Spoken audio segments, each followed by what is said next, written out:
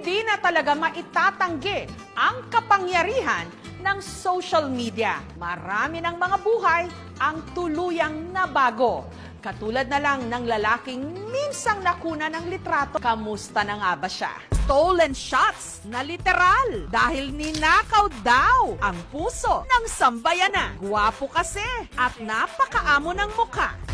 Ang lalaki sa viral photo, unang natunton ng ating programa sa Katigbian sa Bohol.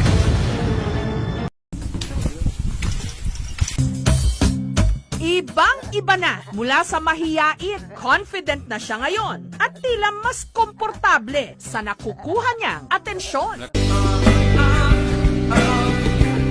Napakabilis na nga ngayon ang pagsikat, madaling magpadala sa alapaap at ginagamit ang kasikatan hindi lang para sa kanyang sarili at pamilya. Nananatiling nakatapak ang paa sa lupa.